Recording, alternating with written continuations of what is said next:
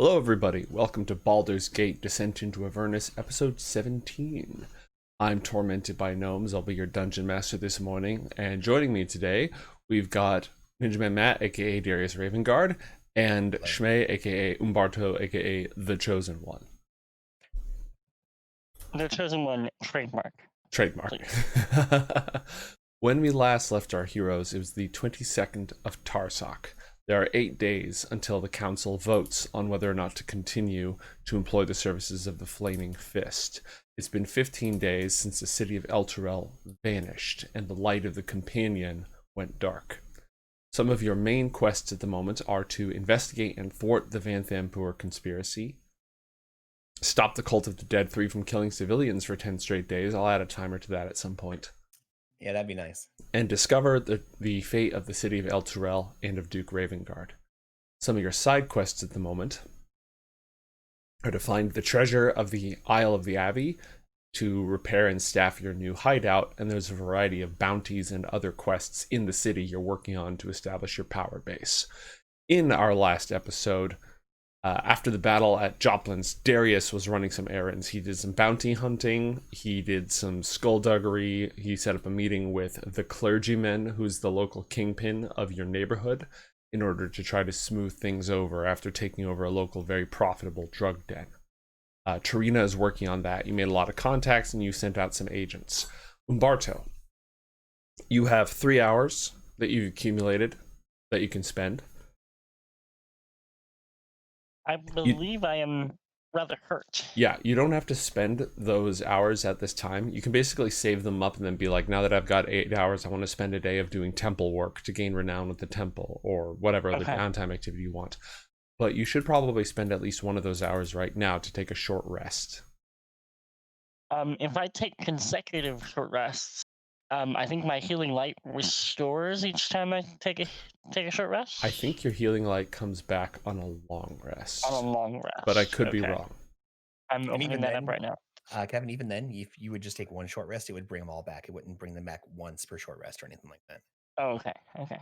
Yeah, because I'm completely out of those, and I could spend all 5 of those to get pretty close to full health again. Now, what you can do is you can spend your hit dice, as many hit dice as you want on a short rest, and your spell slots recharge, so you could cast cure spells if you have those on your spell list.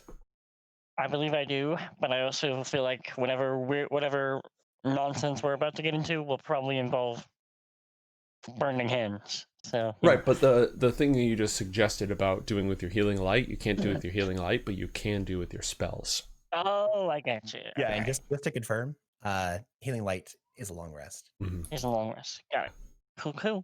So I will take a short rest, and right. I will heal. I will use, I guess, 2 of my hit dice, maybe 3. Yeah, on your character sheet, the hit dice are in the middle column, and if you click on the hit dice button, all right, como esto. You can spend as many as you want. You just spent 1 to heal 6 points, bringing you to 40 or 20. Yeah, and in the same short rest, you can spend up to your full hit dice allotment.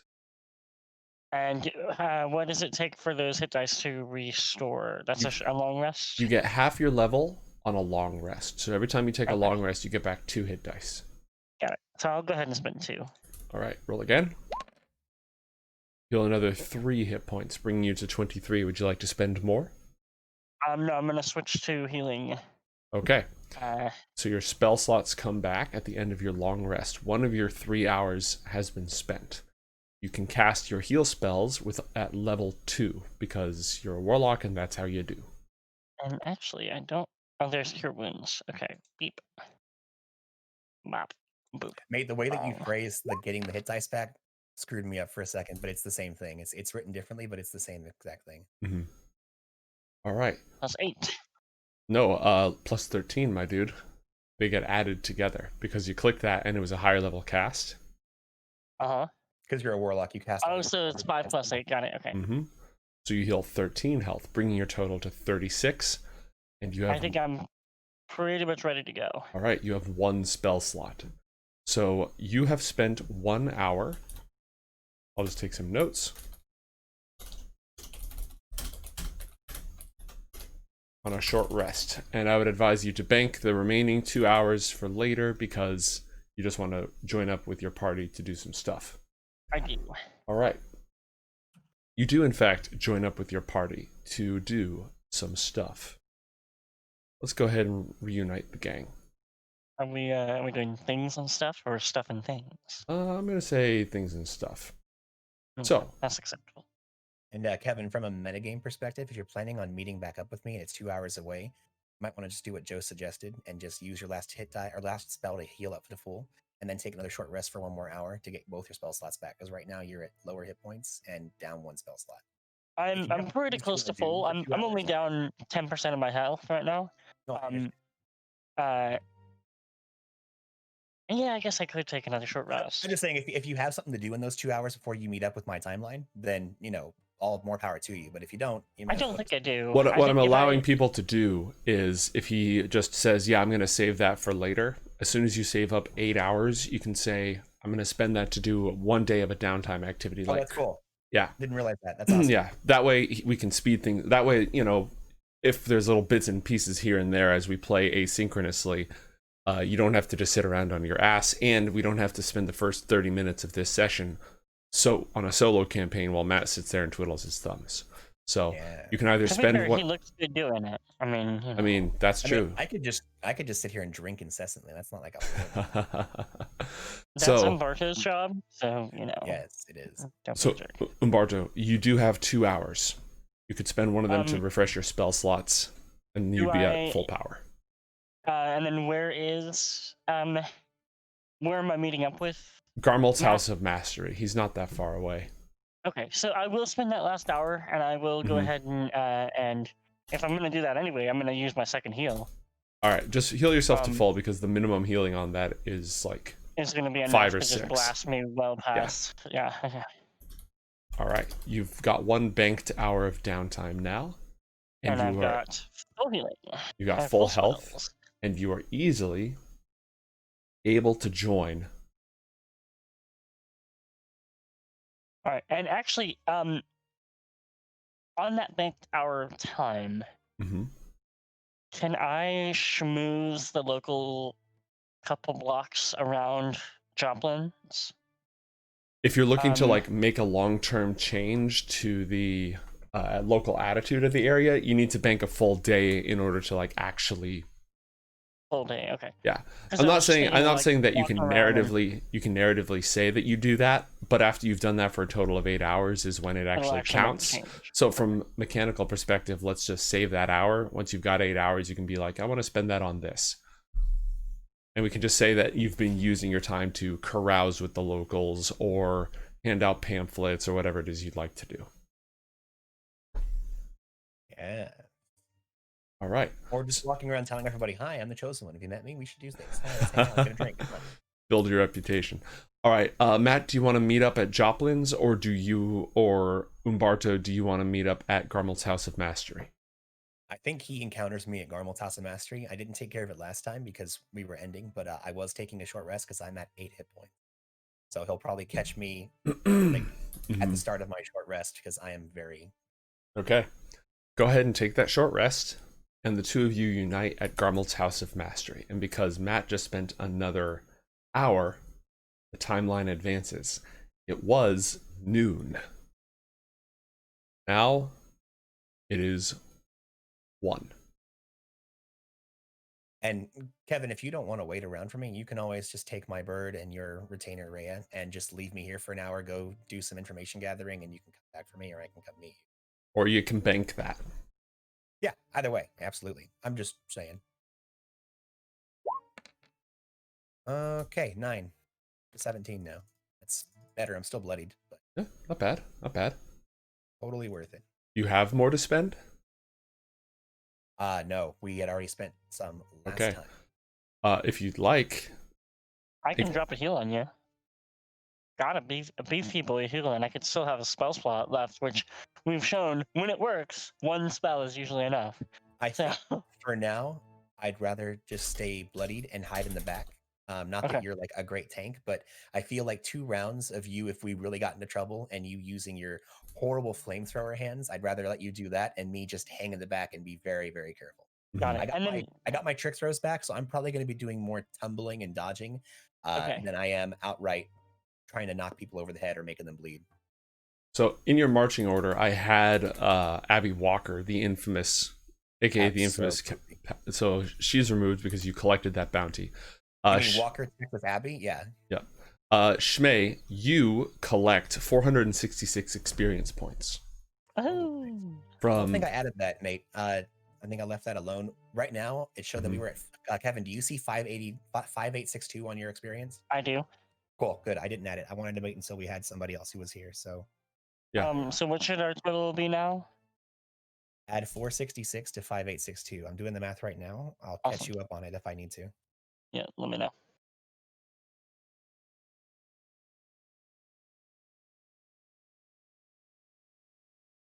Do I recover my saves from my death saves? Or is that only on a long rest? Only on a long rest. Okay, so I have one failure. We covered this last time. Every Oh, time yeah. that you get up from 0, you refresh all your failed and successes. They don't stack. Once you get back That's to right. That's right. We stable or healthy, discussed they that. go away. Experience points should be 6328. 6328. Which I believe 65 is our goal, so we're so close. So close. Let me consult the Book of Armaments. Wouldn't it be nice, Kevin, if we could do enough today to when Robert and Crozan get back? We're like, hey, by the way, guys, you're 5th level now. Wouldn't it be nice if we all leveled? Dude, I've been waiting for this for so long because as soon as I hit 5th level, I don't get an extra attack like a martial class does, but I get the defensive uncanny dodge, and man, that changes my survivability so much. I mean, 5th level is a major crossing point in general. It's huge. It kind of is the first stage of us going, hey guys, we're actually adventurers. This is awesome. What? Okay, there we go. Yeah, it's 65 to hit level 5. So you're close. You do some good questing today, you might hit it. The whole party, because what I'm having it do is that all XP is divided, even if it's side questing and such. Also, you can get XP for ranking up with factions and for improving your relationships with NPCs. So I like that. I like it. When Crozan encounters Darius looks beat to hell. He's got Umbarto. puncture marks. Sorry, what did I say? Crozan. Oh, I said Crozan. You know, I'm so used to fighting with Crozan anyway. I know. On that point, we're not getting Crozan or Robert today, right? It's just the two Correct. of us. Correct. Okay. I'm sorry. When Umbarto, the chosen one, shows up, the chosen one trademark. Trademark. Yeah, I'm not saying that. When Darius, you see him sitting down having a drink. Rhea, I'm assuming, just looks pensive and just waiting for this to be over so she can get back out and do her information gathering. Darius is, let me run through every name I know before I get there. Chonky, the white hawk of the river, flutters between being on, well, not flutters, more so just moves between being on my shoulder, pecking around the table, flying around a bit, just being a chaotic mess because Darius is not in good shape. And you see Darius is beat up, bloodied, has puncture marks in his nice clothes. He just got full with arrows and is not doing well. He's trying to just nurse it with a. Darius doesn't drink too often, especially when he's on the job, but he is definitely in his cups right now. Well, Umbarto will sit down next to him and pour himself buy himself a drink as well, because Umbarto cannot pass up a drink. And while we sit here conversing, what is Umbarto drinking? Mid-level ale, mid to low level ale. Not swill, but the next level up. All right, drop 4 silver and carry on. 4 silver. Mate, I didn't get a chance to buy anything last time. I'm just buying the crappiest ale that I can, just a bottle of it. All right. Well, in that case, I buy him a better ale. All right, drop another 4. It's 4 silver for a tankard of mediocre ale. Yeah, I bought him. I bought you a better. I see Umbarto walks in, sees what's going on, and goes, walks over and sees what you're drinking, and he's like, And I put my hand over the top of the glass and reach for the bartender. 2 ales, please. And I drop 8 silver on the table. Mm-hmm. Mate, I was drinking whatever 10 copper would have gotten me. Just the williest of the swill. I dropped that and just have been trying to nurse through it. But then, of course, Chosen One shows up, and I am very happy to get something a little better. That's good, because the flavor of what you were drinking before is stuck in your mouth until you take your next short rest. Excellence. Yep, piss. I love it. Yeah, it's pee. It's definitely pee. And Darius is just like, oh god, Umberto, hey, fantastic to see you. We're a sight for sore eyes. I have had the craziest day. Let me catch you up on it. And I catch him up on it. So there What's we the go. quick version of catching him up on it? Well, let's see. I woke up, my back was hurting, and I really had to take a shit. Other than that, once I took care of business and stretched out a bit, I went out and did a little bit of information gathering. I met up with Serena, which, by the way, we're in much better with her now. You're very welcome with that. And I ended up uncovering a bounty I didn't expect. I ended up bringing Abby. Gosh, was it Abby Walker? Is that who that was? Abby something, Abby Normal. Anyways, I brought in a very high rank bounty that I just kind of stumbled into. I ended up getting the assistance of Captain Deadeye. Yeah, it was Abby Walker. Very good. I got the assistance of Captain Deadeye and some of his unsurly, unscrupulous fellows, and we brought her in. Not to great effect though. It was quite painful, and you see Darius kind of rubbing at his rib where he has a little bit of a bandage there since he had taken quite a few crossbow bolts that were tipped with poison that he's been trying to get over. And Oh, yikes. that generally covers it. He got a caravan guard in order to work with Captain Deadeye to bring in some extra cash for us. They are right now down by the probably the river veins or the statue along the Chanthar River in order to collect some giant crabs that have been harassing the fishermen out that way. So that'll be a So nice. wait. You're telling me we're surprised that the fishermen of Baldur's Gate have a problem with crabs? Right? Exactly. That's what I said. See, I thought we were going to need Robert's help with this, but it turns out, a little more elbow grease was needed and not any kind of balm or oil. That was very good. Well, I guess you still could use a balm or oil against crabs, but depending on how much fire you want to use. Exactly. No, I jest. In any case, catching you up on things, Umberto, I also hired Serena to assist us with our problem with, the name escapes me, the Candleman. The Clergyman. Clergyman. Once a priest of Timora, he found that the criminal lifestyle was much more lucrative. Yes, the candle maker. No, sorry, the clergyman. He apparently he is not happy with the change in power, and she is setting up a meeting for us because we need to come to him first before he finds us. We don't want him to find us. Yeah, and Joplin was well paid off with the Clergyman. Oh, right? He was doing quite well, which is why, and Darius actually opens up his coin, like kind of brings Umberto in, opens up his coin pouch, and there's a tidy sum in there. Some of this, most of this, in fact, needs to go to our retainers that we've been collecting to help us with our various problems, but the rest of it needs to go into a collection that I'm taking among our group.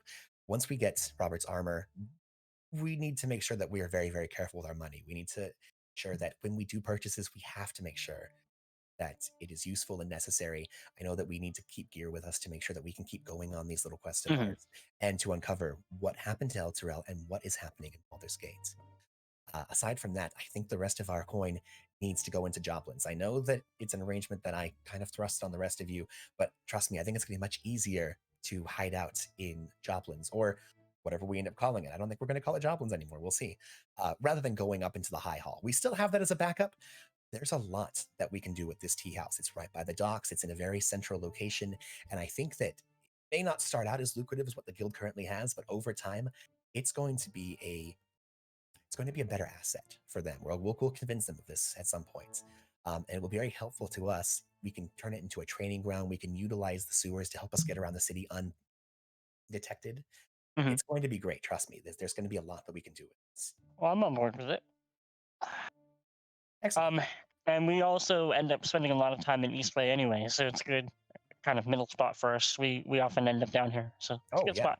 Absolutely. And we don't have to stay in the Elf Song anymore if you guys get locked out of Hightown. So right. There we go. While I was out, Umbarto, I found out that there was somebody that you assisted at the one-way in, and Rhea had said that we needed you to actually look in on that. And now that you're here, it might be a great time to look in on that. Sure thing. Let's head down that way. It's Just give me a few more minutes. I need to finish the excellent drink you gave me.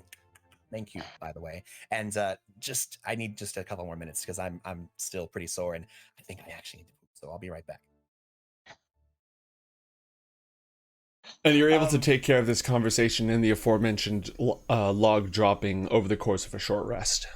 My captain's log. I keep a very detailed captain's log, by the way. Of my recent, expeditions and whatnot.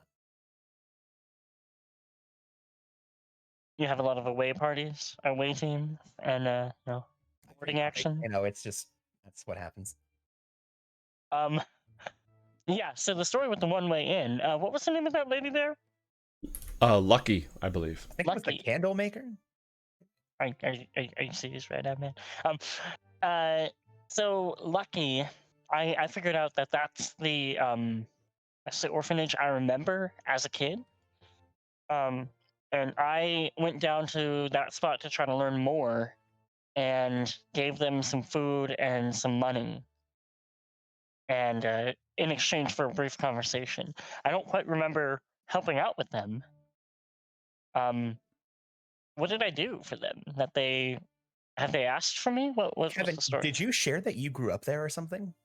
I think I did. Yeah, I said that I was an orphan in the city, and that the only memory I have fleeting memories throughout the city, but the only distinct memory I have is of being outside the one-way inn, and kind of a memory of like the view from the street. I find it really funny that so many of our merry band of adventurers were orphans in their youth. If they had different backstories, I think Joe would make us all be siblings of the same, evil person or something. Ooh, in Baldur's Gate, being unknown siblings of a single person, that's a dangerous thing.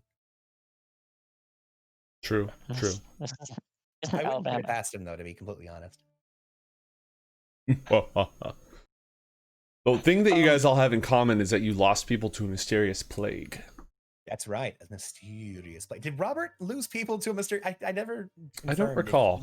He probably did. I think he maybe had just out of all of us the happy home life. He had parents; they were fine. They sent him to cleric college, and he just decided to go out and be a rebel in the world. He tried to see if Paylor was available as a deity, but this wasn't Greyhawk, so he went with Lathander instead.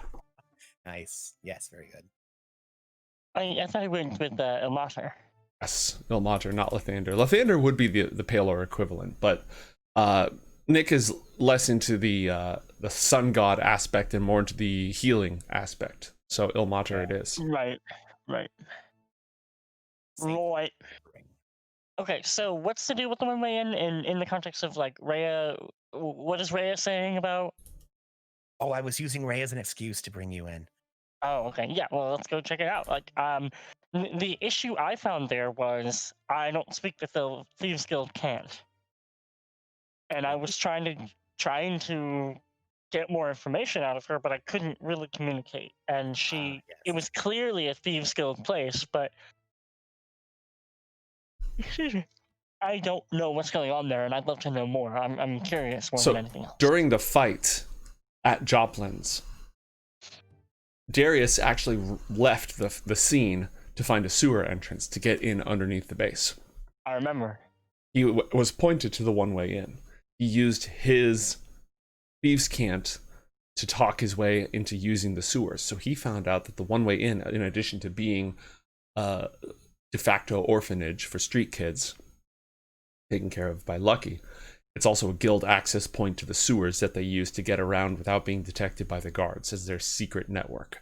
So Lucky is affiliated in some way with the guild, and the primary thing going on at the one-way in is it's a sewer entrance. That's the information that you have. What information are you hoping to get by going there? And I learned a little bit about what happened the day I got picked up by Thaddeus Krieg, right? Mm-hmm. Basically, there was a fight, and you killed a street kid with magic that manifested from you without your knowing. And then Thaddeus scooped you up. I don't know if you shared that with Darius, but it was shortly after that Thaddeus Krieg arrived in the city and adopted you, took you off to Eltergard, and raised you as his prodigy. Right.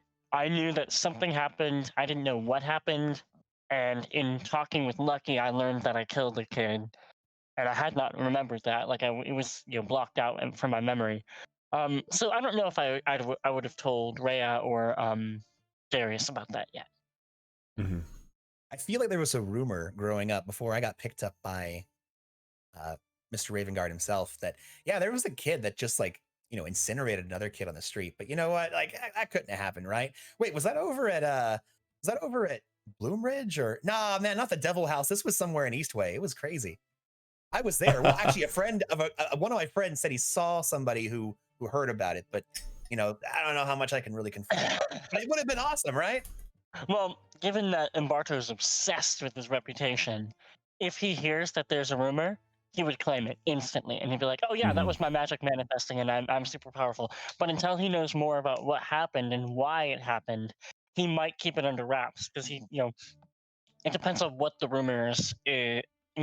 If they're like, "Oh wow, this kid killed this other kid in cold blood and it was terrifying," he'd be like, no, I am from the steeps. Yeah, that's right. Yeah, I remember. I So don't know what you're talking about.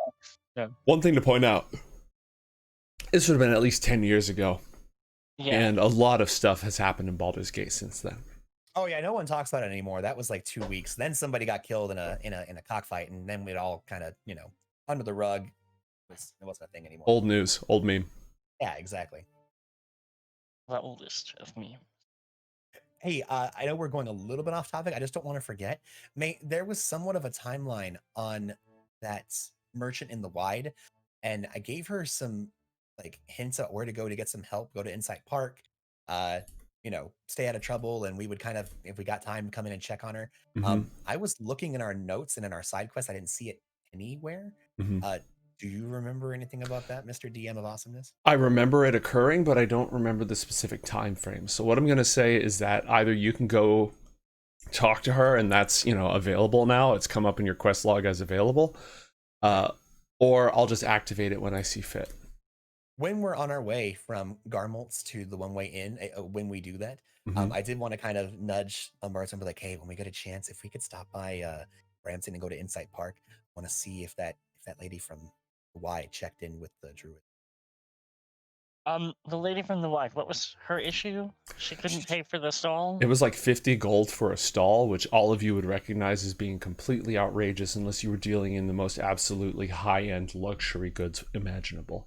The bailiff of the wide was essentially shaking her down for it, and she asked you guys to pay her fee and offered to tell your fortunes. You basically said, that's a lot of money, so go talk to this dwarf druid, get him to do some bloody bark divination, and do that instead. Because I kind of let her know that if there is a way that maybe an obvious way that you haven't thought of, you might be able to get a portent, especially because she's all about reading fortunes. This is like right up your alley. Darius was very suspicious of it and like, look, I know that we live in a world with literal gods and magic, but I don't know how much I trust fortune telling. You know what I mean? But that shit's just make believe. What are you talking about? But that being said, Nate, I think as I recall, you were saying that she was not from the upper city. She was somebody who came and got a stall up here. So it kind of was tugging on Darius's help the people heartstrings. And it seemed like she, from what I recall, she didn't seem like a shyster herself. She probably is likely trying to make a living doing this. And it seemed like she only did like fortune telling and stuff. She didn't have like a side business or any kind of weird, thing that could actually get her in trouble. It just sounded like she was getting shaken down. So that was the read that you had on the scene. Yeah, so there might be more to it than that. Also, I don't want to get too much into it right now, but there is something else I wanted to talk to you, mostly the whole party, about Umbarto. I've been doing a little bit of research over in the Manorborn district, and there is some crazy stuff happening at the Bournemouth house that we need to investigate. I don't feel comfortable going by myself. I don't even know if right now is a good time. I think we need the full power of the whatever we are to really look into that. Okay, I see it over there. And there's been, talk of some estranged uncle bringing some kind of bad fish that got everyone sick. I ended up encountering one of their maids, and it turns out that she was having her life drained, and the only thing she was saying when I found her was not shellfish. So obviously the uncle brought something home that wasn't shellfish. I need to talk to, oh, that's right, I was going to talk to you or Robert. And I explained to him the symptoms that she described, what the temple, what the priest at the temple ended up saying. I myself am not very keen on the religious aspects of things, but I believe there's something very untoward happening, and I suspect that there's like a vampire or something there just draining the life. Like he brought, like that very like cursed temple thing, like the strange uncle goes out, finds a crypt, brings home some kind of horrible curse, and then everyone suffers for it. That's what it sounds like. That's what it sounds like. Should I attempt to, from what he's describing, would religion be the right?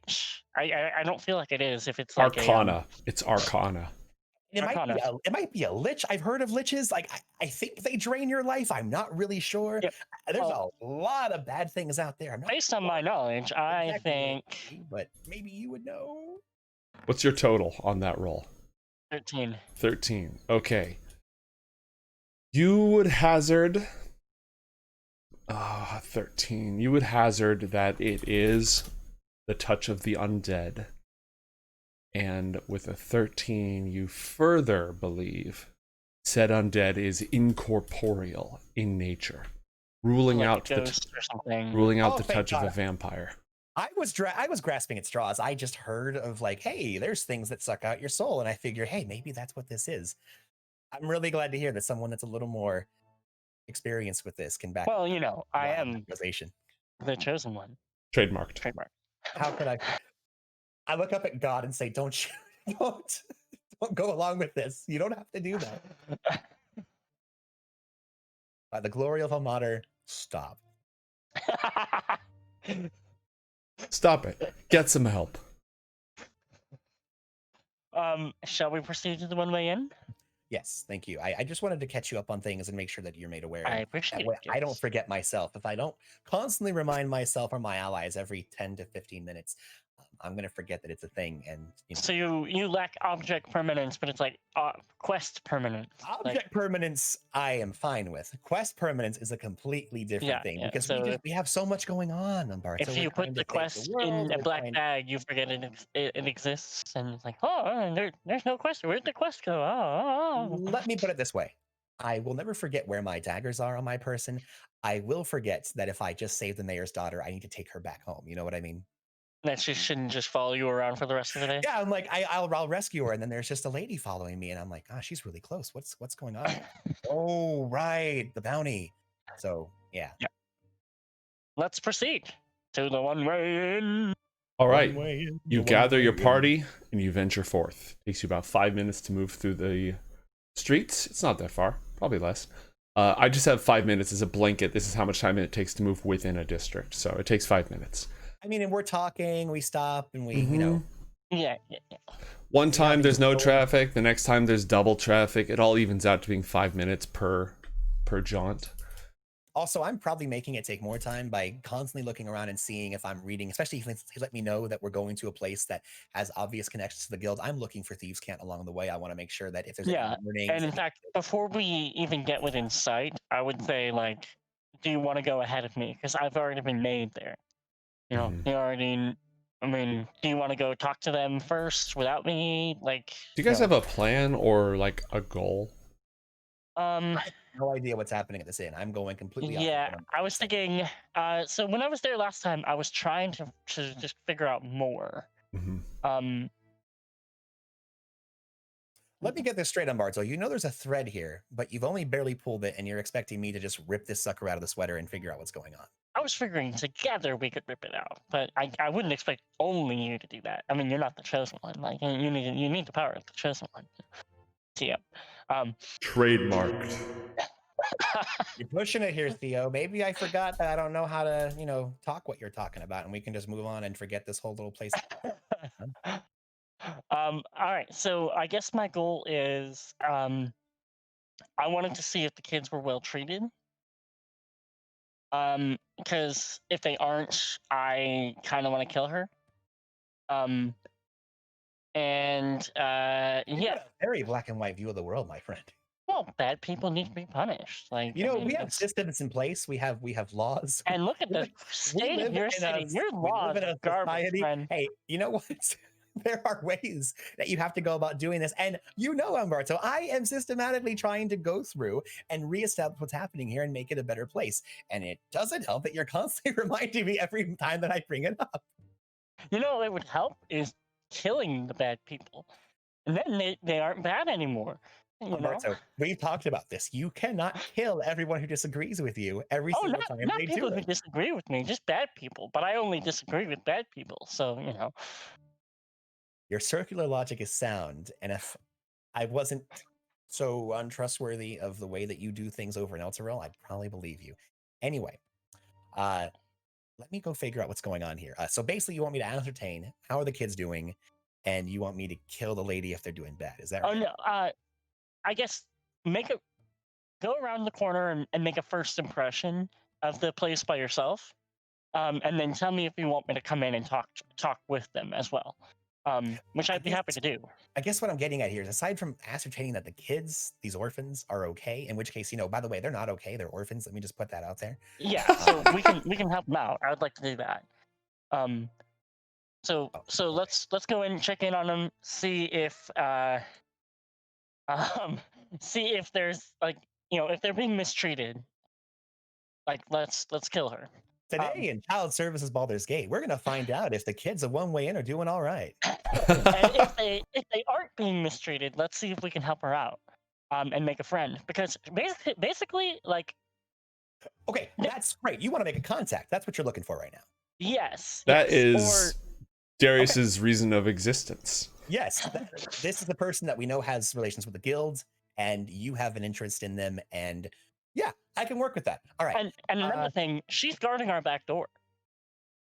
Well, I mean, we have locks on our back door, but yeah, absolutely. Like, Yeah, I mean, she's guarding the sewer entrance. Okay, you need to not. Uh, um, oh, fucking I hate you both. Anyway, yeah, if we establish her as a reliable contact, then we always have a bolt hole to get out of Joplin's or a safe way to get back in. now I completely agree with you, but there's other sewers that go out of Joplin's. Like, this is not a one-way ticket between Joplin's It and is. It is called the one way in. Just wanted to point that out. It isn't, but it's also the one of the See, easiest and it's it's a secure. one-way in. This may be the one-way in, but it's just a one-way in. Let me confirm, mate. I know we're joking around a bit, but there are other sewers that connect to Joplin's. We talked about this ahead of time. Yes, you haven't discovered any of the major access points in this area, but there definitely are other sewers. And you now have, because you have Joplin's, you can now choose to use the sewer system to travel instead of using the streets. I want to map it out for sure. I want to map it out and figure out where, because basically I'm figuring the sewers is kind of our fast travel at this point, with like sewer encounters every now and then instead of like a bunch of. Oh yeah, I have a totally different encounter table for that. Yeah, Also, Lightfoot, thank you for that. I appreciate that. So at least someone appreciates me. Yeah. Okay, I've got this. I'm gonna. You know what? Here's the thing, Rhea, you and Umbarto stay here. Darren, you hide in the under area of my jacket, and I am going to be in my Go Iago style. No, you know what? We're not going Iago. I'm leaving Darren to fly above, and my plan is to make sure to give him the idea, hey, if things look like they're going wrong with me, I need you to rush back to inform Umberto and then charge back here and give me a hand in case things go abysmally bad. If not, just keep an eye on things. And then he's going to give me that little like, if like something looks suspicious nearby me. Right. And in terms of that, really all like, I mean, once you start the contact, you can call us in. Like I'm happy to have the conversation. And I may be abrasive and annoying, but I'm also very persuasive. So Yes. I can help you out with the negotiations as soon as you make contact and start the dialogue. So. Well, thankfully, I'm almost as charismatic as you. I'm just, a dullard. So we'll see how things go. So here's the thing. I'm going to actually change into my Darius Raven Guard, Patriarch of the Upper City getup. And I'm going to make my way over to the one-way in. All right. As you approach from the outside, it would be easy to mistake this place for a safe house, this place for an inn or a tavern with children playing outside its entrance. As you approach in this guise, a young child looks up and advises you against going inside. The safe house is only safe for kids. For adults, it's the one-way in, because if you go inside, you won't come out. At least, that's what the children say. Yeah. how much do since I grew up in and around Baldur's Gates, especially, spending a lot of time in the lower city, what do I personally know aside from what you just described? Well, you've also been here like in person, because this is where you went through to get to the underside of Joplin's. So you've already gone through. So you know that this place is managed by Lucky, aka Lucky Renoy, aka Lucky. She used to be an acolyte of Timora, the goddess of fortune. She's a half elf, right? She is a half elf. She's getting on in years, probably in her 70s, though with half elves it's always difficult to tell. It's clean, but it's weathered and broken in many places. Lucky Renoy offers the orphans of the city a place to sleep, warm food, even healing if they get into a scrape, using what is left of her gifts of piety. Nice. For the guild, this place is built on, it's an ideal gateway for the sewer system. It's great access. Lucky Renoy uses the guild's money. They pay her in order to help finance the maintenance and the expenses of the safe house for orphans. It's a means of traversing the city and a means of disposing of problematic blabbermouths. Before the blabbermouth thing, back up to the last thing you just said about it being... It's an ideal... Go ahead. No, after the gateway, you were about to say it. I cut you off. Yeah, it's an ideal place to access. It's like a clean, large, open. It's not a really super cramped. It doesn't drop you directly into a flow of poo. Like, it drops you into a great access. So that's why it's used. Like, you can use... The after that part. Before, it was something about people are financing it. The guild finances her. The guild pays her for her silence and for access. And that's part of how she supports these orphans. So she, from what I know, is not a official member of the guild, but she's kind of like a third party that works with them to make sure that things are going well. Okay, very good. Yep. Perfect.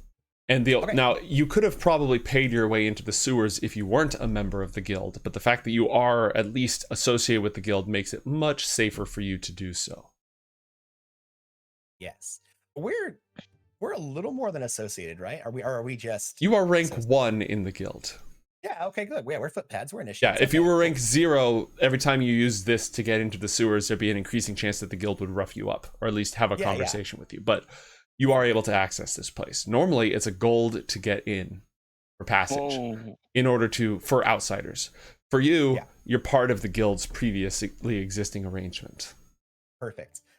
So I look down and I ruffle. By the way, how old is this kid? Is it literally kid size, or are we talking like preteen, teenager kind of? They run the gamut. There's like barely older than toddlers, all the way up to like preteens. Well, I met the one that just told me, "Don't go in there. You're not gonna come out again."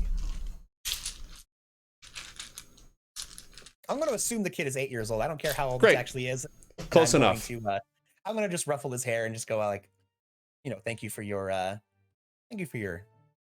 information and thought, young one. I greatly appreciate it, but I'll be fine. And I move on past him. And I go up to the door and just give it a little knock. All right.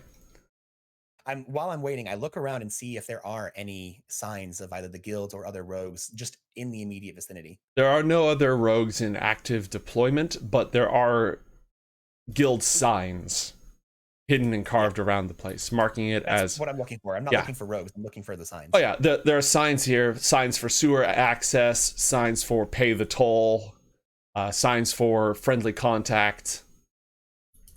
Excellent. All right. Lucky emerges, sort of scowling, dressed rather plainly.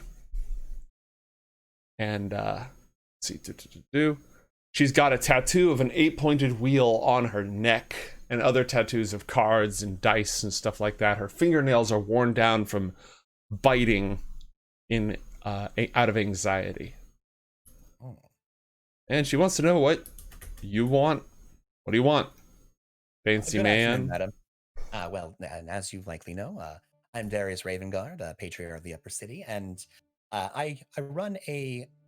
Well, I've come through this area from time to time, just checking on the welfare of the lower citizenry, and as in the past, I have come to ascertain the general welfare of the children that are interred here into your place of business. And while I'm talking to her, making it very official, every now and then I throw in a little I'm taking I'm making sure that it's a very long-winded speech, and I'm sure that as at first I'm doing it, she's getting very exasperated, like, oh my god, really?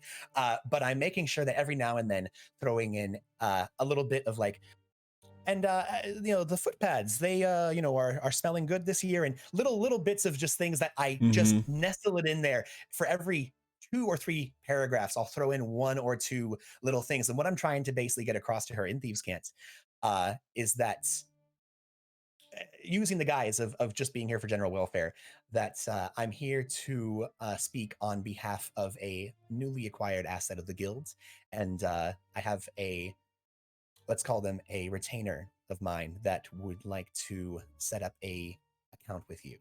Uh, can we speak a little more privately? Yeah, she gets the hint after wading through just piles and powers of purple prose. She'll invite you inside. I Out of ask if I these. can go ahead and bring in my friend. I hide that amongst the Mm-hmm. jabber of legitimate talk. Lucky raises an eyebrow but gives you a nod. Go ahead with the friend. Okay. I give the whatever kind of little like sign I have to my bird. In a moment, Darren flies over and just nestles on Umberto's shoulder. Mm-hmm. And Umberto, when you approach, if you bring Rhea with you, I give you a just you. Do not bring her. Okay. I'll ask Rhea to if Darren will stay with her. Yep. To provide overwatch on the one way in. All right. Keep an eye out for trouble. The heavily Absolutely. armored young Hell Rider. She's a teen herself. She takes up a extremely casual, and by extremely casual I mean not at all casual, overwatch in a nearby alley. Just this huge armored figure covered with a cloak, clanking occasionally as she leans somewhat casually against the walls. We got her a very large, heavy A cloak. To make sure voluminous cloak. Yeah. It helps kind of Yeah. size it. Also, Darren will like land every now and then on her and kind of like Mhm. peck at her shoulder joint and be like, "Yo, ease up a bit. You look too rigid. You gotta loosen up. Going for the posture. Casual.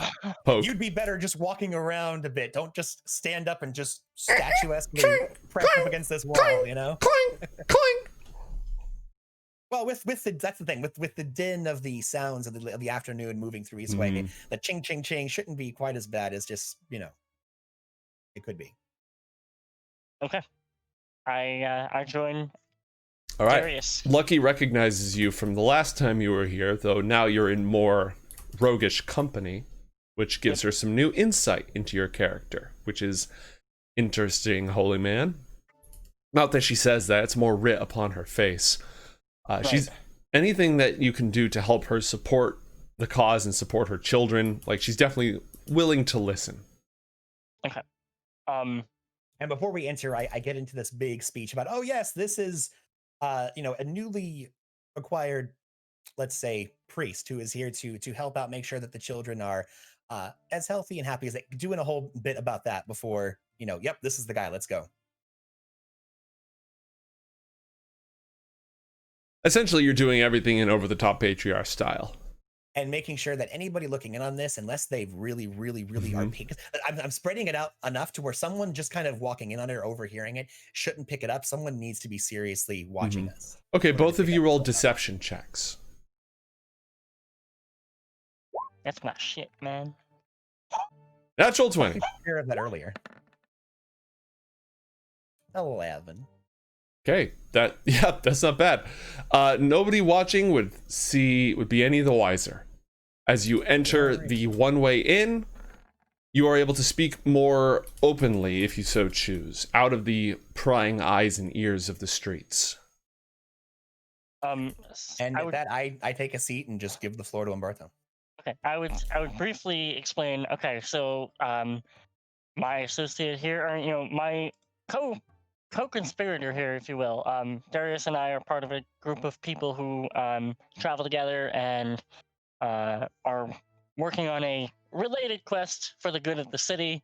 As a result, we have to make some connections in the guild and elsewhere. We've recently acquired an asset in the town, and before we go in, Darius, can we tell them that we took over Joplins? Is that okay? Don't outright say it. Just let them know that we are taking over a mutually beneficial location for the guild in which the current owner is taking a leave of absence, possibly indefinitely. And we're just making sure to do the. We're making sure that we interact with the neighbors to let them know that things are going to be fine in their absence. Yeah, and my point is, in talking to her, I basically want to get over the idea that like we're your new neighbors. Hi, we're not bringing over warm cookies, but we'd like That is to establish. customary. We'd like to basically start a dialogue and start talking about, okay, we're here, we're near you. Um, I have a vested interest in making sure you're okay, the kids here are okay, and we as a group have an interest in making sure you are um, like secure here because you are our back door. You know, like so ideally we'd like to set up a mutually beneficial a mutually beneficial arrangement. We'd like to help you out, and you know, just stay strong in the uh, and I hate you. Frog, I don't understand what's going on. I hate you. And actually, when I don't want to cut you off, Umbarto. When No. we're not bringing cookies.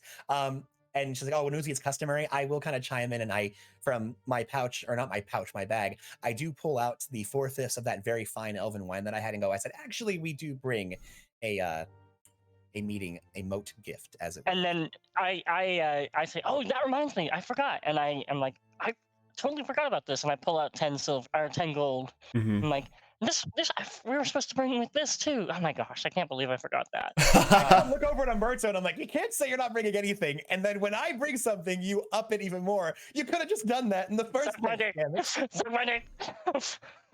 Giving you the what the fuck, man?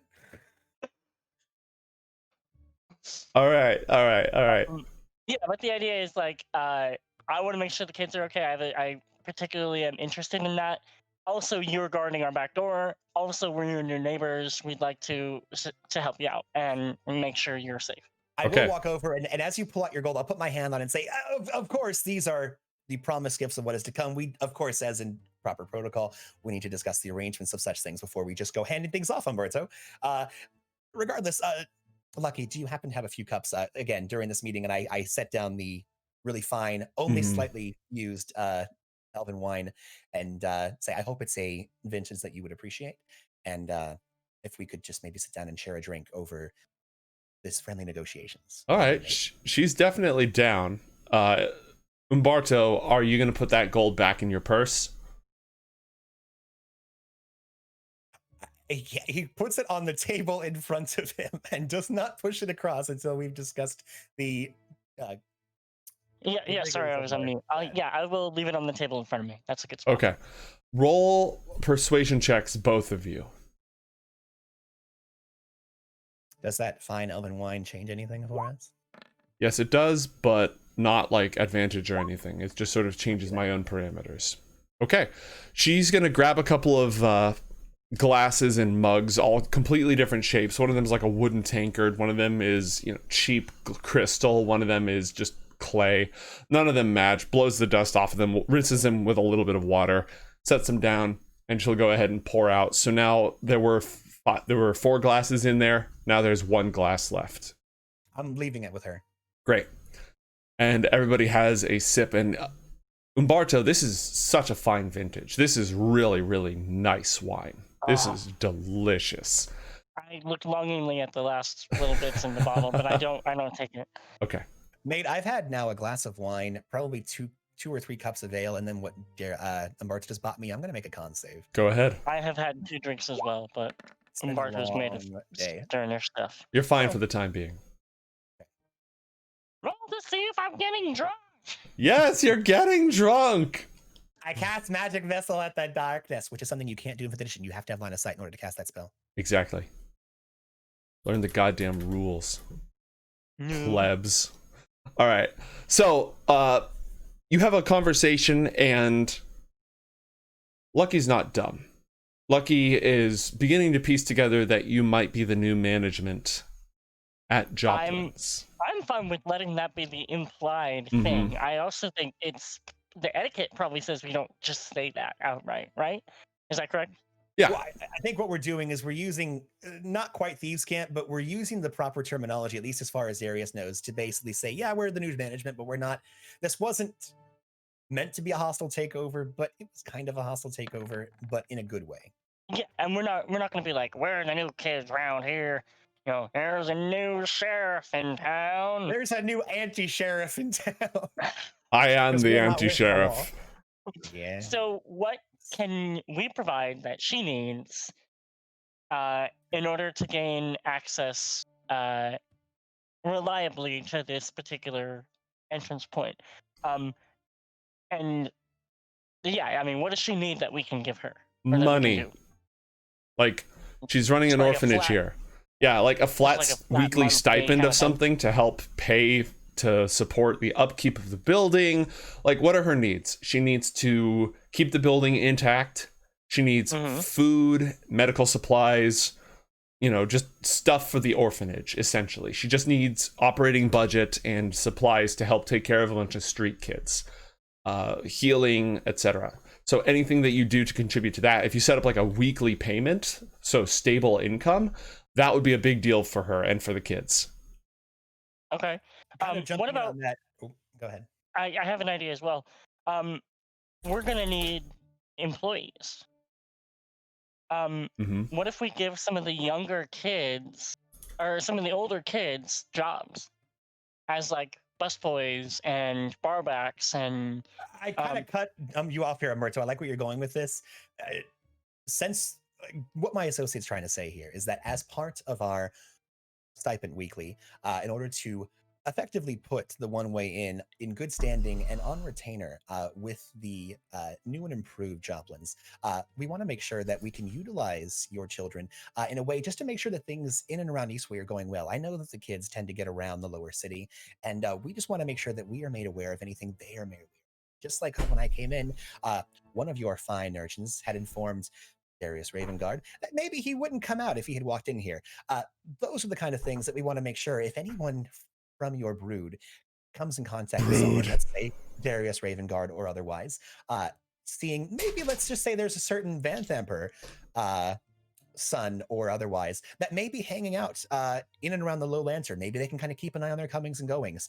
We can, of course, as part of this, we'll pay a nice, we'll feed them. Let's just say this: if you want to send some kids over to the tavern to work, that's all well and good. But what I'm thinking here is that you keep an eye on our back door and you make sure that we're made aware of anything going around in and around the lower city, and we will make sure that the overall life of your children is much better than it was under the previous patron that was once there.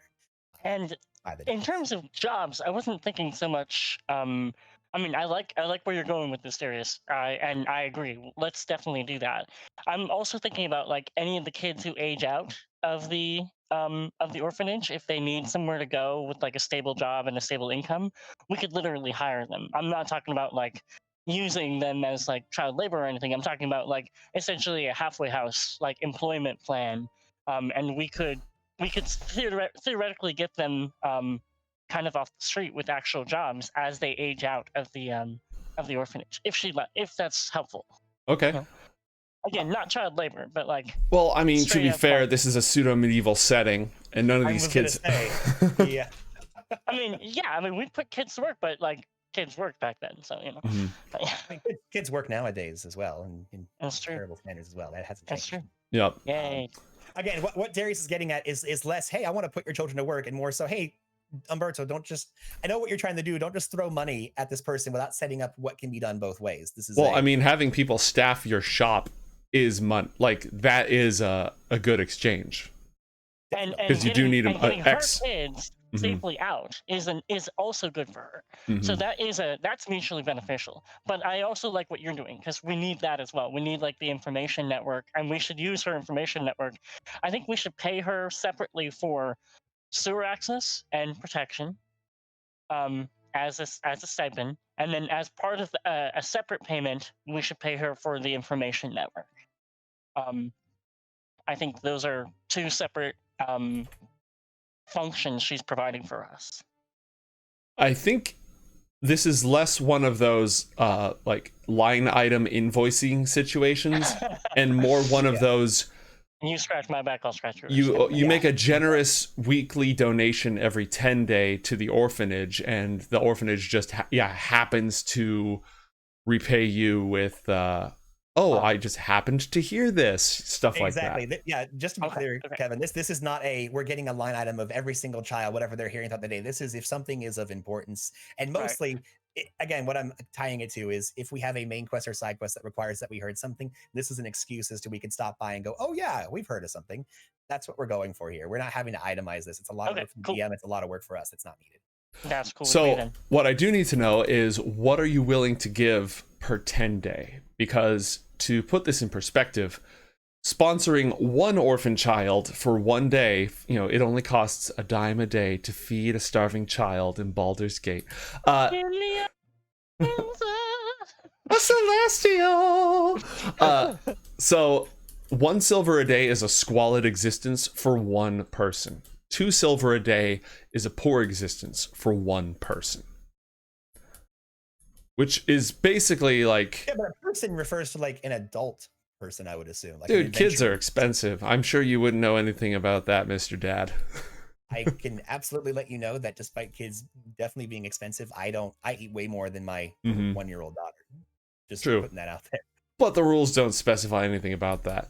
Absolutely. So basically, for 1 gold a week, you can give one child a squalid existence. For 2 gold a week, you can give one child a poor existence. Which the standard of this place is poor. Simple food and lodgings, and like you have a home, you are relatively safe, but you're not like phenomenal. It's a gold a week to live a modest or gold a day to live a modest existence. Oh. Yeah. So it goes from 2 silver to 1 gold. Is that jump? And how many kids does she have here? I'm assuming at least a couple dozen. Like yeah, I'm not expecting you guys to pay for everybody. It's more like you're sponsoring 2 orphans, you're sponsoring 3 orphans, whatever it is.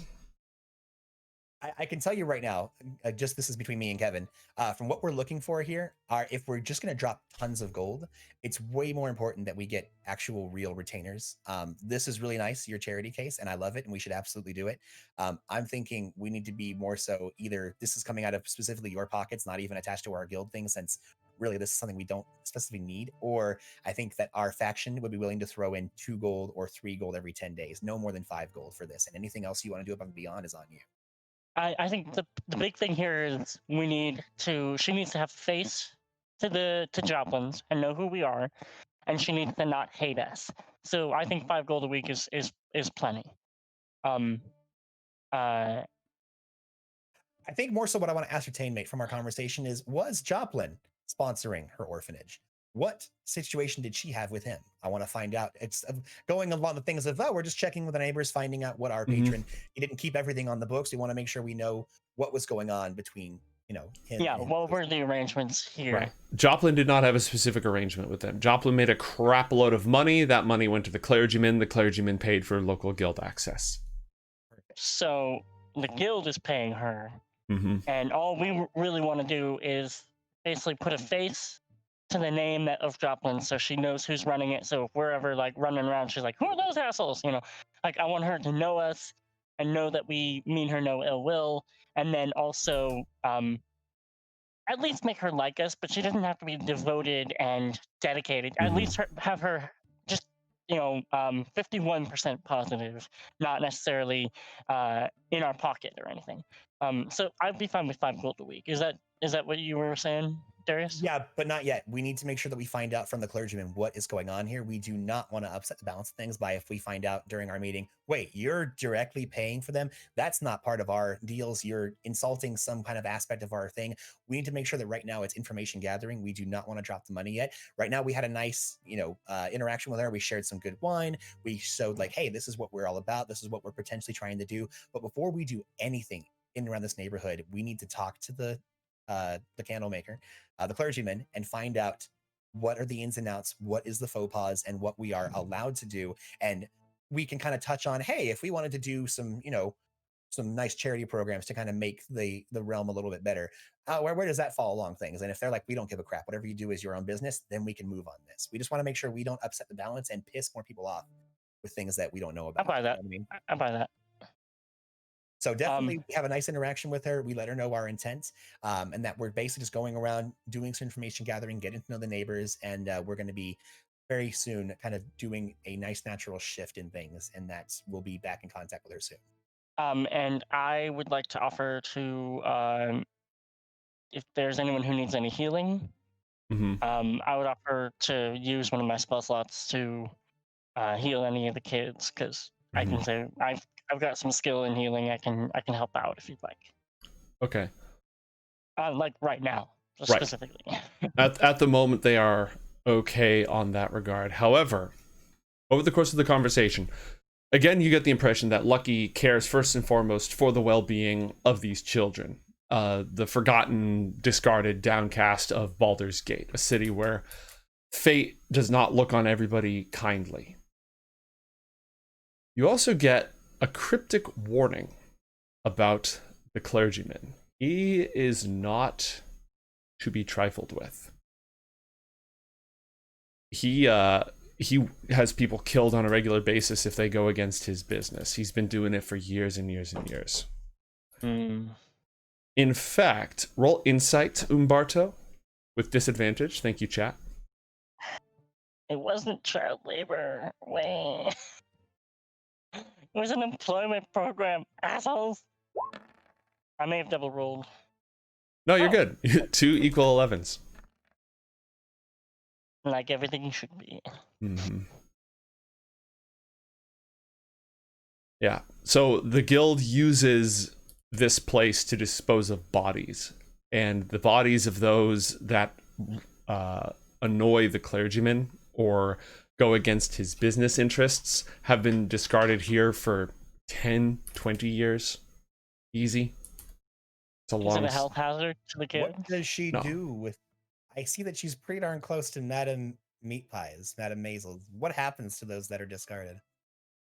No, I mean, they just go into the sewers. She doesn't see them after that. If it's messy or smelly down there, she'll use her magic to clean it up, but otherwise, most of the time, the bodies vanish or they get thrown into a channel or something like that. Are the children allowed to go into and use the sewer network? Is that a thing that happens? Oh, too dangerous.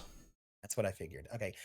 What I would like to ascertain, and I think that the nice wine should kind of get this from us, but I'd like to get an idea from her about what these sewer systems looks like. She should be, I would assume, at least somewhat familiar with them. If she can kind of give us a bit of a lowdown, I basically am saying, look, I'm going to figure it out myself, but if you can help me avoid the muckiest, most horrible areas and give me an idea of where to look, I would really appreciate it. She doesn't really know her way around the sewers very well, but she definitely can give you some insight into the way that they work in Eastway.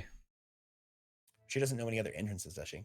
No, she doesn't muck about with the sewers. But again, I mean, technically, wouldn't she know, like, oh, people from this place come here, so obviously there probably is, under the Shrine of Suffering, for instance, an exit gator. She doesn't know anything like that? Nope, doesn't have specific knowledge of it. She gives you information equivalent to you being able to confidently access the sewer network in Eastway. There is definitely a sewer entrance behind the Elf Song Tavern, but basically you can just, whenever you have access to the sewers, you can just say you're using the sewers and you'll pop up wherever you need to. The secret knowledge would be things like, hey, if you have extra knowledge, you might be able to avoid encounters, or you might be aware of a sub-dungeon that's hidden in the sewers, or you might learn of a secret entrance to a specific location. So, like, you could use the sewers to go to any district, but if there's a special hidden location, or like Joplin's had a secret sewer entrance, that's going to be confidential information. Also, I guess that's what I'm trying to figure out, mate. In Eastway, does she know, like, because we can just pop out in any sewer grate kind of a thing, or any, like, cistern exit, but that's like the Elf Song Tavern or like Joplin's. Does she know of anything that doesn't just put us out on the street or near a wharf bank? Does she know of, like, oh yeah, this goes behind Garmaltas Mastery, this goes behind a Low Lantern, this goes near Lost Treasures of the South, like something like that, somewhere that isn't on the street? She doesn't have specific knowledge of that, but she has heard that there's a were-rat colony somewhere in the sewers in Eastway. Good. Yeah. Very nice. Yeah. You want to go kill him? Friend, I'm not sure if you understood what she said. She said were-rat, as in the kind of thing that bites you, and then you're a were-rat. Ooh, that sounds like a good thing for Umbarto to be. Yeah, I've heard stories of those suckers growing up, and you don't mess with them. I really would prefer to not. We can consider it. We would need Robert for something like that, though. Okay, good to know. All right. Last thing, is there anyone pissing her off right now that should disappear? Nobody at the moment. She just hopes that you don't piss off the clergyman too badly. And that's kind of why we're casing the streets right now. It's Mhm. learning our way around, trying to figure out where the mines are and how not to screw up. Hmm. Okay, I'm actually happy. What else do we need to do today? I'm ready to go ahead and leave. I would like to ask her, considering how obviously banged up I am. I'm looking a little worse for the wear, and I have heard that she's got a little bit of that magic touch. From one, cupbearer to another. I'm wondering if she wouldn't mind giving me just a nice little pop pop. No, you never know when one of the kids is going to come in after taking a nasty fall or a knife wound or something, and that's who her magic is there to protect. You have plenty of fortune already. I'm sure you can find a way to get that handled. They do not. I'm all the luck they have. Valid. Okay, let's head out. And that's it. We're gone. Late. I don't pick up the tangle as I leave. No, I pick up the 10 gold. And I'm not even going to tell you. I'm going to sleight of hand it. I'm not leaving that there. All right. Roll sleight of hand against Umbarto's passive perception. Yeah, 24. Yeah, you're fine. Also, you each get 4 gold from the beneficence of chat. Thank you, Gormless. Nice. I'm going to give those to her directly. I told you no. When you try to give them to her, I say, let's hold off and speak to. As she said, Lucky very cautiously reminded us not to piss off the clergyman. Well, this is for the kids, not for the arrangement. This is just purely for their well-being. I throw my hands up and go, I'm throwing you under the table if something bad happens with him. I leave. Okay. Don't even add that 4 gold. You donate it directly to Lucky. She appreciates it. She's going to use that to maintain the place, so on and so forth. And you depart the one-way in. What would you like to do? Actually, go ahead. I'd ask her if she'd rather we left through the sewers to maintain her reputation. No, a patriarch just walked in.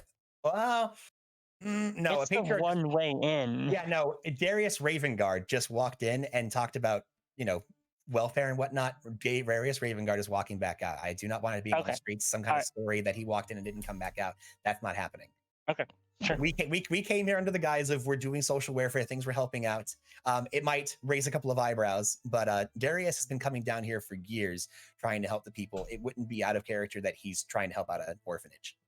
Okay, so cool. We come back the way we came. And I make a beeline back to my hawk. I'm keeping an eye for him because I feel very exposed being as injured as I am. All right. As you exit that area, you see a patrol, the Flaming Fist, marching through the city to maintain, as a show of force and to maintain order. There are 4 Flaming Fist soldiers marching through the city. Rhea is concealed in an alleyway nearby. What do you do? Are they making their way towards the one-way in? Yeah, they're just walking the streets. They're not like entering it. Are they going to pass by her? Yes. Can I intercept them and distract them and basically be like, gentlemen, I heard there was some disruption down that way. Have you looked into that? Because we have some pull with the Flaming Fist, right? Yeah, I figure we'll go up together, we'll flash our badges, and we'll say, hey, there was something that happened over by the Low Lantern. You might want to make a beeline over there and check it out. Basically, look at that thing over there in the opposite direction of Rhea, that kind of thing. Ugh. Zaj's deputies, huh? He's got you running stooge work all over the city. Nice little copper badge. Roll deception checks, both of you. Natural 20 and a 7. Look, if I'm not killing things, stealing things, or sneaking, it doesn't go well, despite what my is. Umbarto's got it covered. He plays the part of the concerned, citizens patrol with nothing better to do with your time in your retirement than report suspicious-looking teenagers, and he manages to get their attention. Hoodies and they're using skateboards in the park, and the sign says no skateboards. Also, I don't know about you guys, but I think I smelled the business. You might want to look into that. It's the devil's lettuce, the jazz Yeah. cabbage, Lucifer's Karen- lechuga. It's Karen the Balder's shit out of bomb. this. You might want to look into that. There's their lips are chapped, if you know what I mean. Look, All right, Yeah. you manage to pull them aside, and they head down to check out the low lantern, joking about what they're gonna find there when they're off duty later on. So they head down in that direction. Rhea is pressed up against the wall. Don't look like a Hell Rider. Don't look like a Hell Rider. Don't look like a Hell Rider. I'm a heaven walker, a sky walker. Yeah, not a Hell Rider. I feel like we need to go to one of those like garages and just like throw her in and get a paint job on her armor so that to reduce her wanted level down to 0. Yeah, exactly. Like exactly. the National Guard is parked with tanks outside, but it's like it's cool. He has a different paint job. It's totally a different car. Abort mission. Surrounded. Come on out, Hell Rider. We know you're in there. And then walk. Oh, look, it's just an Ultramarine, guys. It's fine. Let her go. Understandable. Have a nice day. Let's go, boys. Pack it in. All right. Nice. So, where would you like to go from there? We've done my mission. Darius, what do you want to do? You want to go check in on that lady? I wouldn't mind if we could just pop by Insight Park real quick. Let's do that. Just to see if things are going all right. Hopefully, we'll just bump into her there. We'll see. Let's. Also, mate, what is the Shield? A pub. It is a pub. Is Correct. it a pub of importance or just a pub? All right. As a local, you would know that the Shield was opened by a retired adventuring company, though there's only one member of the team left. It caters to adventurers of all stripes, and it's earned itself a reputation as like a rowdy place. The Flaming Fist isn't a big fan of the Shield and its owners. They see our competition. Like, they don't like vigilantes and adventurers and rat catchers running around because they're heavily armed and they may not obey their authority. Weird thing, adventurers don't always play nice with the local guards. So What? the Flaming Fist is not a big fan of the Shield. It is a great place to find like adventurers and hire mercenaries, because on any given night you can expect to find small adventuring groups like celebrating a recent victory or drunkenly toasting a fallen comrade, stuff like that. I feel like this is one of those things where you have like the two chevrons on the same corner, because we've got Shield and Garmel's House of Mastery like right next to each other, and they seem to occupy a very similar space within Eastway. To a certain degree, yeah, but it's like Garmel's House of Mastery is a very specific crowd. Like, you have to be in with the Bannerless Legion, you have to be there to watch fights and stuff, and you go there for work. The Shield isn't about finding work. The Shield is about like telling the stories and getting a drink after your adventure. That said, a lot of networking does happen there, but it's like going to the place that isn't owned by a specific... It's like playing on a non-clan server versus playing on a clan server. It's like, if you're playing on the clan server, anyone who has that tag is like, oh, they get special priority. Whereas if you're playing on a public server that doesn't have that, it's like, all right, we're all just hanging out here to play the same game. What I mostly meant is I'm sure the Fist doesn't like that area of the neighborhood, since it's got a lot of people. Yes. I'm sure they don't Yes. love the House of Mastery because it's a very similar crowd. But the House of Mastery, because the Bannerless Legion is... They've formed a crew. They're all crewed up. The Fist is less likely to harangue them. Like, an adventuring company is definitely bad news, but they're not necessarily... It's not like every single adventuring company in the Shield is going to come out swinging at you. Whereas if you mess with the Bannerless Legion, they will close ranks real fast. It's like the motorcycle bar gang. I was gonna say it's like a biker gang kind of thing. Yeah. No, it makes sense. Okay. Also, I don't want to forget, Kevin, at some point, we probably should head up to the wide, or at least maybe up into the upper city. We have a quest I forgot to turn in. We finished sessions ago over at, I believe, the Helm and Cloak. We have some gold coming to us by getting the proprietor's information from Captain Deadeye. Oh yeah, sure. Well, let's so it's kind of in the opposite direction, but yeah, let's go down to Insight and then back up to the wide. Absolutely. Okay. And actually, I'm curious. Can we stop? Can we walk past Rancid Randy's just I knew to you see were gonna what's ask that. happened? I'm just curious. Like, I imagine it's still a drug den, just a different owner now. You know. I mean, it's only been a couple of days. As you walk past Rancid Randy's, you notice the place is closed up. The signs of like violence and a Flaming Fist raid is all over the place. There's a couple of tough looking folks just, absently, oh, I'm just whittling. This is just my, this is where I work my market stall, which totally has real products for sale. And I'm not just standing over here keeping an eye on things while it goes under new management. Don't worry about me. It looks like Diamond Urchin is taking over the place, but it's a process. Also, mate, we went adventuring quite a bit in the sewers under Rancid Randy's. We would have, I'm assuming, at least a little information about the sewers within Brampton. Yeah. After that. There's definitely access in Rancid Randy's. There's probably an access point in the Harborside Hospital, though you don't know of it. And I think those are the main locations you'd be aware of. Where did we come up? Because we were chasing the guy for a while. What area did we came back up in Rancid Randy's because we had to go back to call the Flaming Fist. Mm-hmm. Yeah.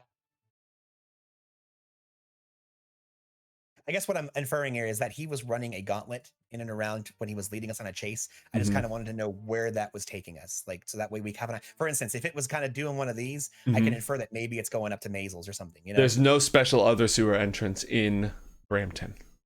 Okay. Good to know. So he might have been heading his way over the one way in for all we know. Or just to a cistern. I think honestly he was just running away from people who were killing him. Yeah. You know. And his target direction was away. Yeah.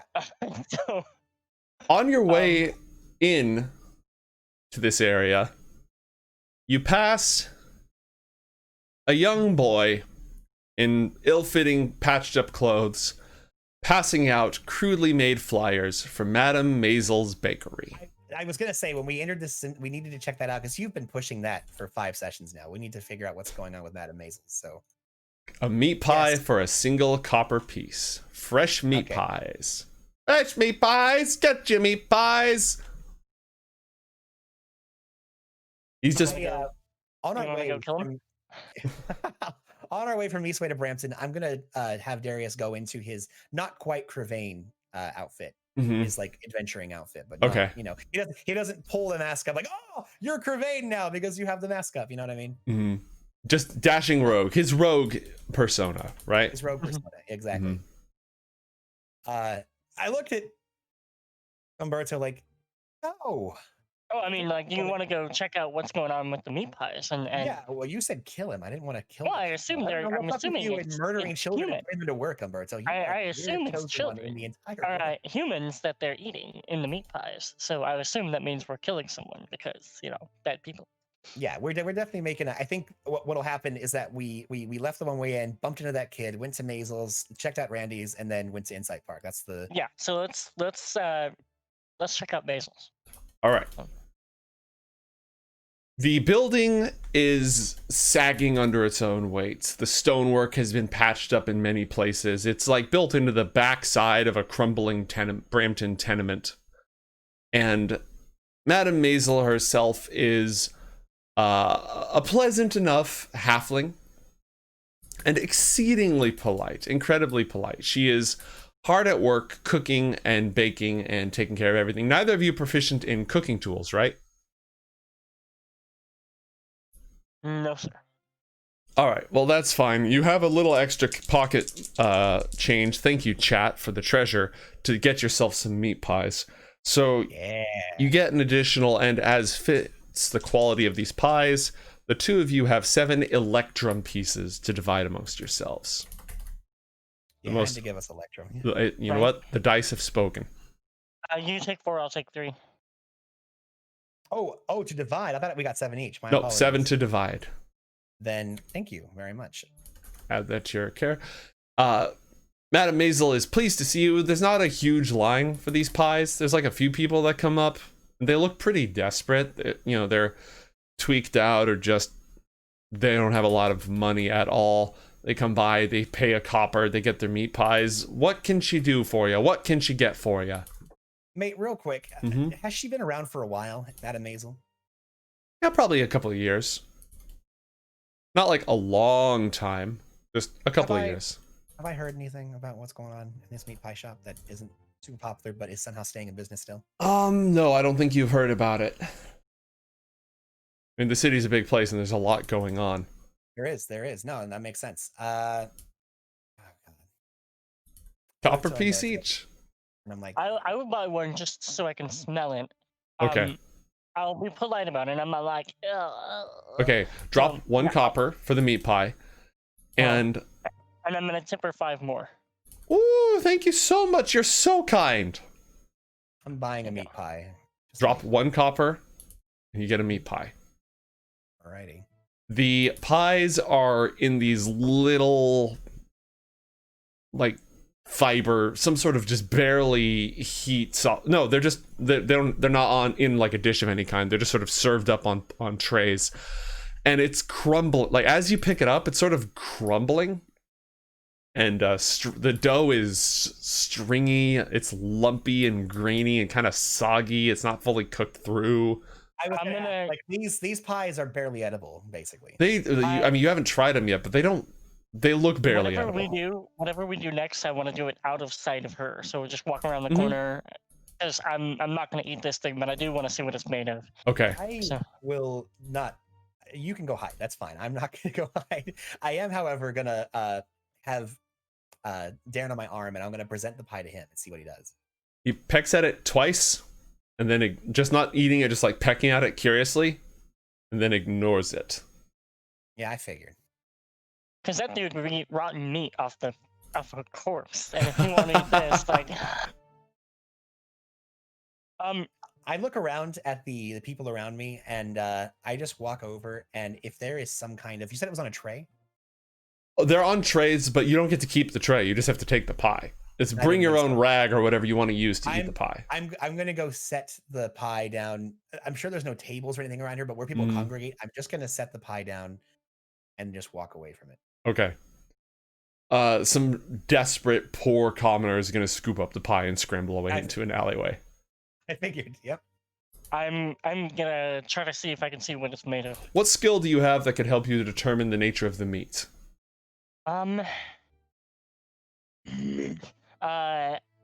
Yes, insight's more about person, about Correct. people, right? Correct. How about investigation? Investigation will not necessarily tell you the type of meat because it doesn't mean that you know one type of meat from another. It does mean that you'd be able to look for salient information. Roll an investigation check. Okay. It's untrained, so it's just my... Okay, that's pretty good. The meat, without eating it, the meat is lean and stringy. It has black and grayish clumps in places. There are pieces of small bone throughout it. I'm going to use knowledge nature to see if I can see what kind of animal has bones like that. All right, roll nature. So I'm trying to identify that. Balls. They're pieces of bone, so you really can't specify. Right.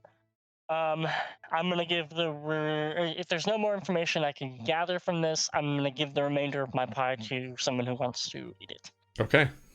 It takes a while to find any takers, but eventually you find somebody who hasn't eaten meat. They're like, hey, it's Brampton, man. Meat is meat. It's hard to find. I put a hand on Umbarto's shoulder after he finds a taker for his pie. I say, hey, we probably shouldn't get involved in this. I'm curious. Do you want to distract her while I go look around? Oh, hell yeah. I'm wildly curious. Let's do this. Okay. Where's Rhea, by the way? Tromping around behind you, rolling her eyes. We just left her in Eastway. She's just with you. She's like, I don't know what we're doing here. I'm going to... I look at Rhea and just shrug and just walk. And I take a roundabout way to get behind. Is it a stall? You said it was like built into like a crumbling boarding home or something? Yeah, it's a shop. It's a shop. Okay. I look for a way into the shop. Okay. But after Umbarto does his thing. Yeah, I'm going to tell Rhea we think there's something bad going on here. We think it could be poisoning people or potentially using questionable meat sources. And have you ever seen The Demon Barber of Fleet Street or read the book or seen the play? It's definitely bodies. It's definitely people. So I'm going to tell Rhea that we're trying to help the people of Baldur's Gate. So it's all good stuff. Yeah. And then Matt. Yo. How much of a distraction do you want? Just talk to her. Keep her looking at you. I don't need much. I just need her not turning around. Because I could do performance and die of poisoning and have her I mean, I could be like over the top, or I could be like Save just, that as your just ace in the hole. If I screw up somehow, if it seems like you're about to lose her, do a grand gesture of a performance like that. If not, okay. just keep talking. I would say Just they're a keep it copper talking. each. Keep buying meat pie. Go bananas. Buy meat pies for people, or All just right, I'm talk gonna to her. come in and I'm going to. You know what? Do information gathering. See if she'll just outright, if you can get her into a weird roundabout conversation where she just basically admits what it is. That saves us a lot of trying. But while you're doing that, I'm gonna just sneak out back. Okay, I'm going to go in and I'm going to tell her that I am Let's an boom. investigative reporter Oh yeah. looking for all the secret recipes in all of Baldur's Gate, and I'm creating a book. And I would like to buy her recipe, and but first I want to hear the story of her recipe. So I want you to tell me all about the story of your meat pies and how you came here and how you held in like this small business owner. This success story of Baldur's Gate. Tell me your legend. I want to record it Living for the posterity. Balduran dream. You're giving her an interview. You're like, hey, I'm from a very reputable paper. Yeah, I have want to try one of these. Now that I know the legends are true, and I want to hear your success story. And yeah, so Roll deception and roll persuasion because you are lying through your teeth right yes. now. You're completely non meat pie laden teeth. Yeah. Here comes deception. Okay, and roll persuasion. And here's persuasion. Where did that disadvantage kick in, by the way? It already We've happened. already He used he it. got dual. He rolled okay. the same thing on that roll. So Oh, I thought that was a mistake. My no, apologies. no, he was fine. He clicked it twice because he didn't process the first time, but it all worked out. You pulled the Darius. Very nice. Exactly. All right, so you get her talking, and she talks about how she came up from the old country, by which she means that she's from Baragos, which is a little village just a bit to the south, and she was living there, and she made a better life in Baldur's Gate, came up and traveled, and she decided to try a completely new trade since, she didn't really have any applicable skills. So she started getting around and she made some deals with local butchers in order to eke out to make the best of what they had available. And she made up the recipe for the crust herself, and she's very proud and says it's mostly flour. And that's about all she has to say about the recipe. It's mostly flour. Oh, water. There's water too. And then you take some meat and you put it in the flour and then you cook it. I would I think that's probably enough to let Darius do his thing. Oh yeah, 100% it if we is. need more, I will. I'll keep spinning more information out of her. But for now, Darius, do your thing. Before we come back to me, would you press her, since I asked you to, what kind of meat or something like that? See if she offers up any more. I'm not gonna. I think that's gonna make her suspicious. Okay. So what I will try to do is start talking about asking her. I'm buttering her up and working towards buying the recipe, and trying to talk about what kind of price you would be willing to spend or to take for the recipe, and I'm buttering her up and building her up towards buying the recipe, which I'll do if Darius needs me to, and that's when I'm going to ask about the meat. All right. While you're doing that, Darius, roll a stealth check, please, and a perception or investigation check to sneak into the back. A 27 on stealth. Okay, that's sufficient to infiltrate Madame Masel's meat pies. And can I either get assistance from Darren or have Darren roll as he's looking for a way for me to get in? Yeah. Roll separate, one for you, one for Darren.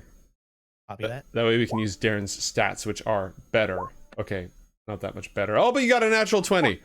Yeah. He was helping me. He helped me look out. Yeah, He's so my buddy. you managed to use all of your cunning to go through the back door. And I stumbled into a there's no one back here. Oh, good. Yeah, you literally just sort of, it's absolute stealth insertion. You creep along, you follow in somebody's shadow, you blend in underneath a tarp that somebody left in the alleyway. There was nobody guarding it, and the door's unlocked. So you get into the back kitchen, and as you're poking around, one, it is not clean back here. Two, the flour that's here is in this burlap bag with a hole in it, and there's moths going in and out of it. And when you find the meat, it just comes in these giant packages labeled meat. And there's flies buzzing around it, and you think you see a hairless tail, bits of hairless tail in there, some pieces of fur. It seems to be an amalgamation. You haven't identified any corpses of humanoids, but there's a lot of different animals in there, and very few of them are traditional meat animals. I was gonna say that this seems more like it's cat pies, not people pies. Yeah, it's. I've seen plenty of humanoid corpses lately. I have a pretty good idea about what the smell and sight is for it. And like you said, this seems more like gnarled animals that she's rat catching or going out into the Duskhawk Hills, possibly. It's entirely possible that if she's buying her meat, with no questions asked, that the occasional arm could end up in there. But it doesn't seem like there's an elaborate body shop going on. It seems like it's just cheap Brampton meat and just miserably awful cooking. Okay, my next for my next trick, I'm going to look around, and I'm just gonna see if this is a front, if this is some kind of like these 1 penny meat pies are just like a, hey, come get these meat pies and don't look back here, keep looking back there. See if she's running some kind of illegal bootlegging operation, if there's like a secret entrance somewhere, or if she just has stash. I'm a rogue. I have a pretty good idea where people like to keep their belongings. I know what floorboards to look under. I'm gonna look around and just see if there's like some kind of weird stash here. Okay, roll perception, investigation, and insight. In place of your roll, you may use, for any of those that are higher, you may use your hawk instead. Good, because my hawk is badass. I am not as badass. Okay. Natural 1.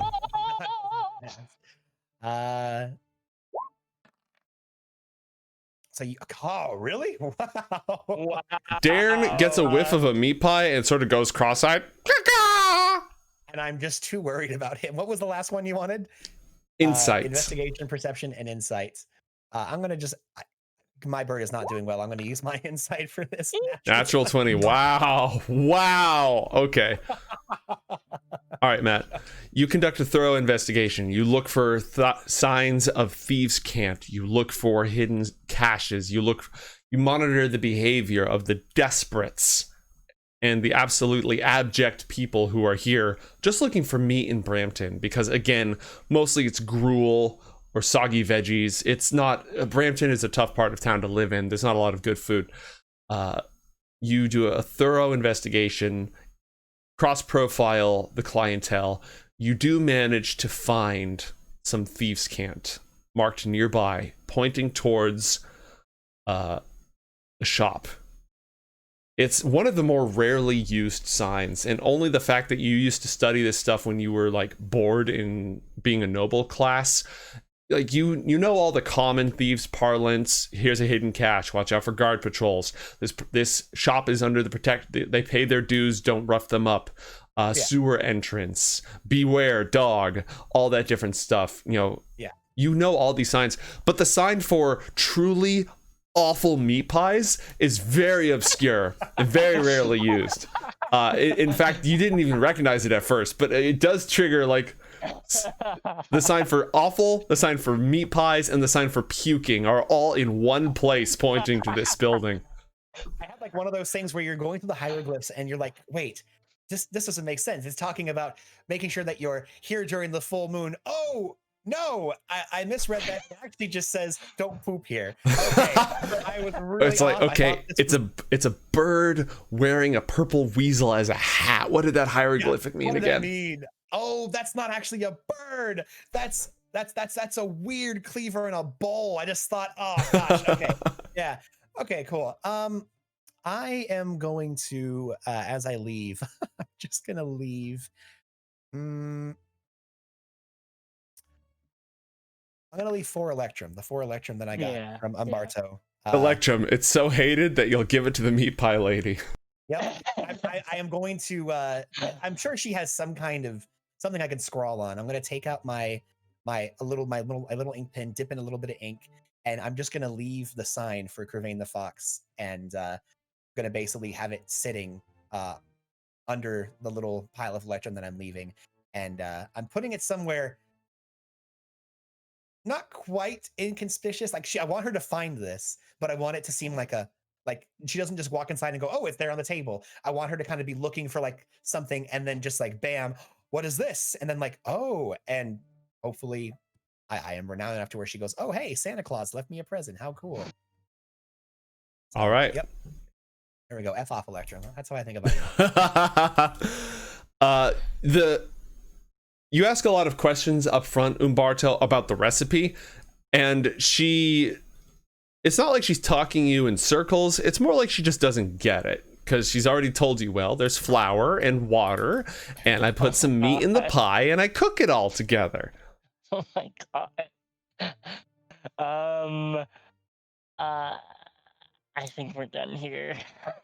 As you're talking to Umbarto, and you're kind of floundering, Darius just like peeks from around one of her corners in the back and like goes, and he's getting out of here.